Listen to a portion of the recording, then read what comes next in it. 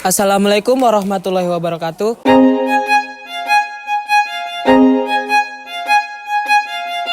Kami mahasiswa dari Universitas Negeri Medan, kelompok 9, ingin melihat sejauh mana perkembangan siswa kelas 3 SD yang berada di sekolah Yayasan Pendidikan Islam Fitriya Rahma. Nah, sebelum kami memulai wawancara, izinkan kami untuk memperkenalkan diri kami. Perkenalkan, nama saya Pangadilan Daulay. Perkenalkan, nama saya Nadine Salwa Putri Hatika. Perkenalkan, nama saya Gusti Pentambunan. Perkenalkan, nama saya Alia Zulfa Ramadhani. Baiklah, sebelum kita memulai wawancara, di sini kita sudah bersama guru yang mengajar kelas 3 SD.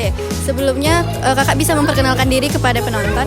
Perkenalkan, nama saya Ibu Yunisa Fitriya Harahap. Saya guru dari kelas 3. Kakak mengajar apa aja kak di kelas 3? Untuk di kelas 3 kita semua pelajaran kita pelajari. Cuman kalau untuk di kelas tinggi saya mengajar di bagian jurusan pendidikan kewarganegaraan atau sekarang disebut PP ya. Kita mulai saja ya kak, pertanyaannya pertama. Bagaimana menurut kakak interaksi antar teman sekelas mempengaruhi perilaku sosial dari anak-anak tersebut? Kalau untuk interaksinya sih menurut saya mempengaruhi sekali sih terhadap lingkungan. Contohnya salah satu anak misalnya dia lingkungannya kurang bagus, tiba ke sekolah itu mempengaruhi teman-temannya, sangat mempengaruhi kalau menurut saya. Apa yang biasanya dilakukan oleh siswa kelas 3 SD saat bermain bersama di luar jam pelajaran? Mereka bermain bersama itu melakukan seperti mainan tradisional. Masih main seperti main engklek ataupun main karet, itu masih mau. Jadi lingkungan yang untuk modern sekarang itu nggak terbawa sih, masih mengikuti permainan tradisional. Jadi mereka masih berinteraksi dengan baik dan benar ya. Masih seperti pada umumnya anak-anak zaman dulu. Menurut kakak, dibandingkan siswa yang TK dengan siswa kelas 3 SD sekarang, bagaimana perkembangannya mereka gitu? Kalau untuk yang TK, kalau segi bahasa itu dari lingkungan sih. Kalau untuk anak kelas 3 itu kalau menurut saya sudah mulai agak dewasa. Apalagi pengaruh dari teknologi. Jadi kan untuk mungkin setiap rumah itu memiliki HP, jadi orang itu terpengaruh dari itu. Dan anak TK itu pun hampir sama dengan anak SD, jadi wajib dirangkul gitu dari untuk segi bahasa.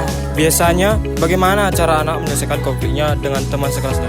Mereka sih sering diskusi, jadi kalau untuk materi terkadang kalau mereka memang tidak tahu, mereka mencari tahu sampai betul-betul tahu. Dan kalau sudah tahu, mereka mengulang lagi untuk di luar dari jam sekolah kan, nanti orang tuh mengerjakan namanya kerja kelompok, mengulang kembalilah pelajaran itu.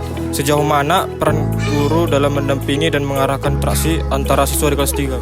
Kalau peran guru itu sangat penting kalau menurut saya. Karena anak-anak yang tingkat SD kelas 1, kelas 2, kelas 3 itu masih membutuhkan peran guru. Apalagi zaman sekarang orang tua banyak yang bekerja. Jadi mereka kurangnya kasih sayang. Jadi seperti orang tua kedua. Iya. Jadi kitalah semua yang untuk keluh kesah mereka. Apakah ada perubahan dalam sikap atau perilaku anak setelah berinteraksi dengan teman sebayanya di sekolah? Ada perubahan. Kalau mereka berinteraksi dengan teman yang lebih tinggi, mungkin cara dari segi bahasa. Tapi kalau berinteraksi dengan teman sebaya, mereka masih mengikuti sama. Dia nggak ada perbedaan. Apakah ada pengaruh negatif dari interaksi teman sebaya terhadap perkembangan sosial anak? Jika ada, bagaimana Ibu menanganinya? Kalau pembulian itu kita sering menasehati, mengasih tahu dampak dari pembulian itu seperti apa. Jadi anak-anak itu namanya anak-anak kan mungkin pengaruh dari lingkungan ataupun pengaruh dari teknologi yang mereka tidak mengerti. Apalagi orang tua yang dari rumah itu notabene masih bekerja, jadi kurang mengasih perhatian. Jadi kita sebagai guru salah satunya harus mengasih tahu itu seperti apa dampaknya, apa kalau dilakukan itu apa pengaruhnya sama kita. Adakah pengaruh negatif dari teman sebaya terhadap perkembangan anak? Kalau pengaruhnya ada. Sekarang itu anak-anak itu masih memegang namanya teknologi seperti namanya sosial media yang mereka tidak tahu. Oh, menurut mereka tuh bagus, ya kan? Jadi ada yang satu anak mungkin yang kurang namanya dari orang tua, ya kan? Jadi terbawa ke sekolah, datang anak itu mengucapkannya tuh sembarangan gitu. Jadi pengaruhnya tuh sangat-sangat ada. Jadi untuk kita sebagai orang tua, bukan hanya orang tua sih, lingkungan juga salah satunya pengaruh untuk kita yang lingkungan masyarakat untuk bahasa, terutama masih anak-anak, tolong dijaga untuk bahasa. Berarti orang tua sangat berperan penting. Orang tua yang pertama berperan. Kita sebagai guru hanya ngasih masukan. Apa yang sering dilakukan siswa kelas 3 SD itu dalam sekolah? Misal kayak mereka ini udah mulai punya kemampuan masing-masing. Oke. Untuk kemampuan mereka sudah di sini untuk di sekolah. Kita udah mengajari namanya eskul. Itu untuk perkembangan mereka. Jadi eskul itu bukan hanya dari kita hanya menyarankan. Kalau mereka tidak cocok, orang itu mencari jati dirinya masing-masing. Perkembangan sudah mulai bagus, apalagi zaman sekarang teknologi sudah mulai maju, di mana yang kita dulu mencarinya harus ke perpus ataupun ke lingkungan, sekarang nengok dari sosmed aja sudah dapat. Sudah terlalu canggih kan. Mungkin itu saja wawancara yang dapat kami lakukan hari ini. Terima kasih banyak atas partisipasinya. Ibu mau kami wawancarai di hari ini. Kami ucapkan terima kasih. Terima kasih. Sama-sama. Kami tutup dengan Assalamualaikum warahmatullahi wabarakatuh.